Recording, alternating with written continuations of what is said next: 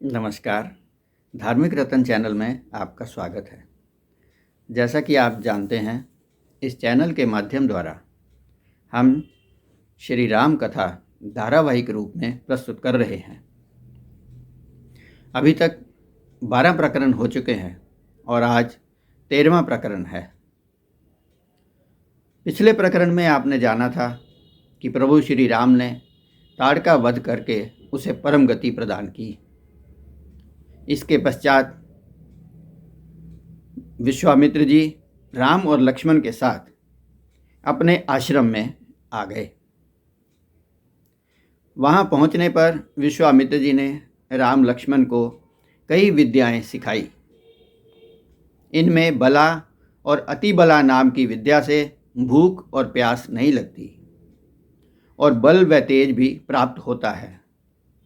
तुलसीदास जी ने भी लिखा है, जाते लागना शुद्धा पिपासा, अतुलित बल तन तेज प्रकाशा। इसके पश्चात प्रातःकाल भगवान राम ने मुनि जी से कहा कि अब आप निर्भय होकर के यज्ञ करें। हम दोनों भाई यज्ञ की रक्षा करेंगे।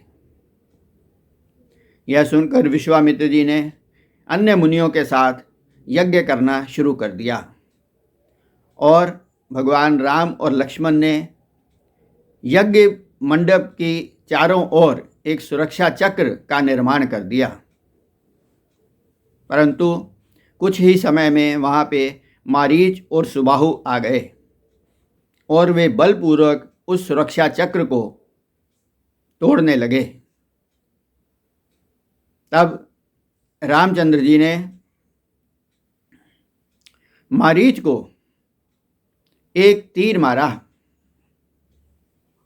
जिससे वह समुद्र के दूसरी ओर 100 योजन पार जाकर के गिरा। दूसरा तीर उन्होंने अग्नि बाण चलाया और उससे सुबाहु का वहीं पर वध हो गया। बिनु फरमान राम तेहि मारा, शत योजन गा सागर पारा। पावक सर सुबाहु पुनि मारा, अनुज निशाचर कटक संहारा।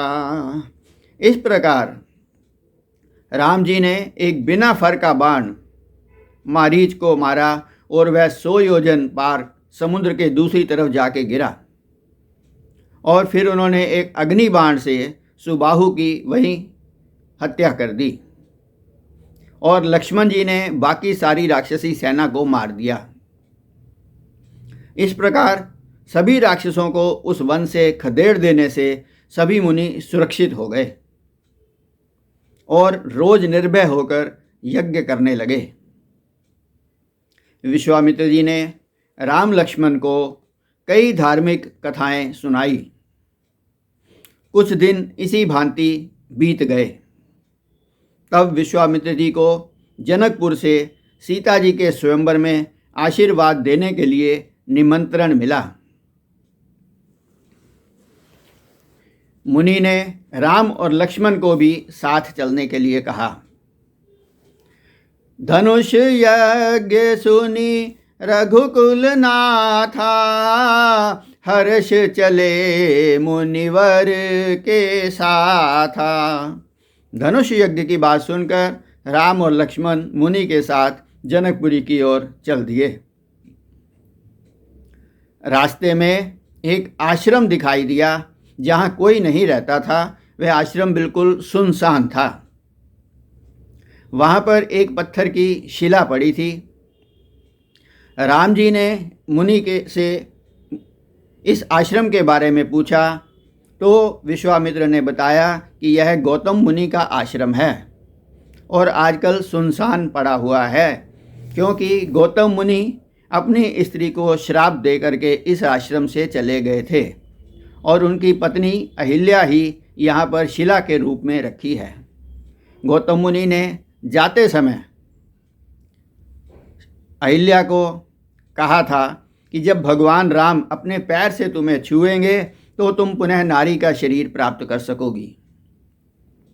गौतम नारी श्राप बस उपल देह धरि दीर, चरण कमल रज चाहती, कृपा करहु रघुबीर। सियापति राम जय जय राम, मेरे प्रभु राम जय जय राम। यह सुनकर राम जी सकुचाए तो मुनि ने कहा कि आप पाँव से छूकर अहिल्या का उद्धार कर रहे हैं, अतः आपको इसकी चिंता नहीं करनी चाहिए। यह सुनकर के भगवान राम ने ज्यों ही उस शिला को अपने पाँव से छुआ तो उसी समय उस शिला से गौतम की नारी प्रकट हो गई और भगवान राम की स्तुति करने लगी। मुनि श्राप जो दीना अति भल कीना, परम अनुग्रह मैं माना।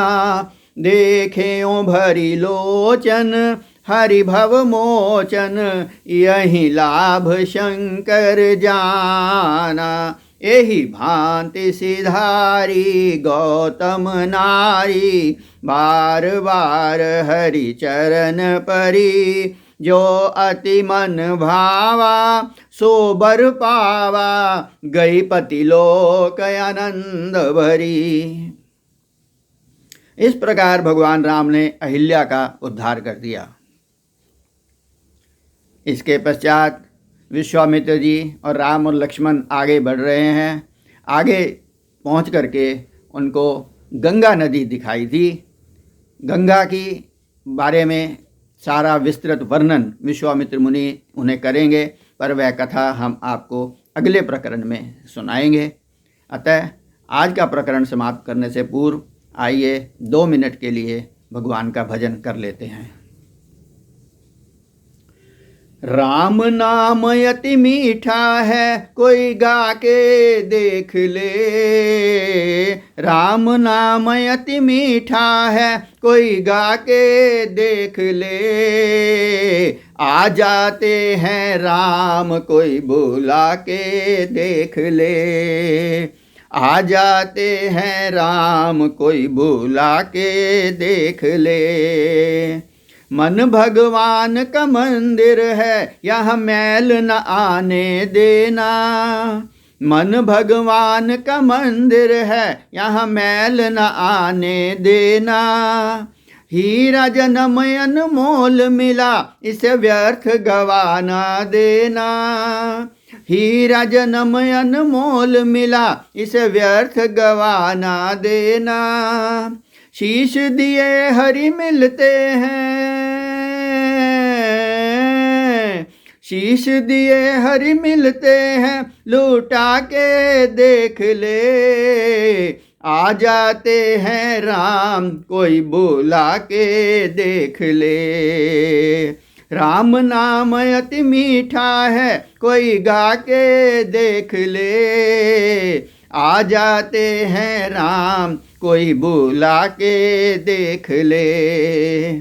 आ जाते हैं राम, कोई बुला के देख ले। नमस्कार, धन्यवाद। जय श्री राम।